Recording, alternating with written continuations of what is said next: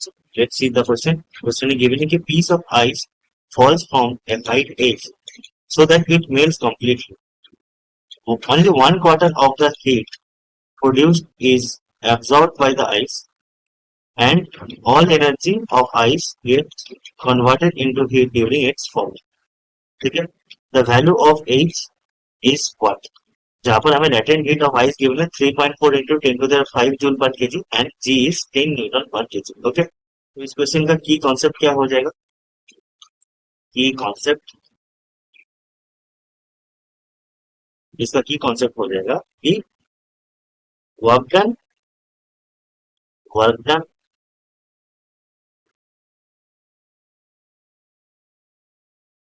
on falling the ice, work done on falling the ice from height h क्या हो जाता है? ठीक है, we know that work done क्या होता है? वर्क डन होता है फोर्स इनटू डिस्प्लेसमेंट. ठीक है, तो अगर एक आइस को h हाइट से हमने फॉल करेंगे तो क्या होगा? इस केस में फोर्स क्या है? Force is mg only. ठीक है, that is gravitational force mg. तो इस केस में वर्क डन हो जाता है w is equal to mgh. ठीक है, पर क्वेश्चन में क्या गिवन है कि 1/4 of the heat is produced in absorb. The heat produce is absorb. ठीक है, तो एब्जॉर्ब कितना हो रहा है? So heat absorb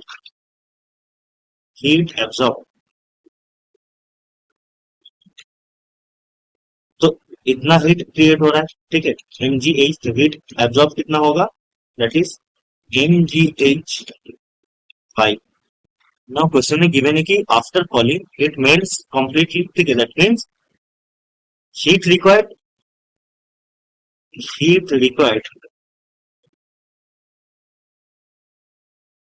to convert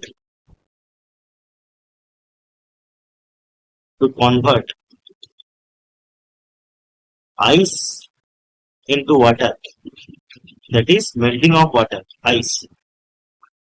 ठीक है, इस केस में हीट कितना लगता है? That is mass of the ice into latent heat. ठीक है, तो अकॉर्डिंग टू क्वेश्चन क्या बोल रहा है कि mgh by 4 should be equals to mass of the ice into latent heat. ठीक है, तो यहां से h हो जाएगा l into 4, so 4l by g हो जाएगा. ठीक है, 4 into l हमें गिवन था 3.4 into 10 to the power 5 into 10 to the power 5 divided by g is 10. ये हो जाएगा 136 into 10 to the power 3 metre, और कैसे से h हो जाएगा 136 किलोमीटर.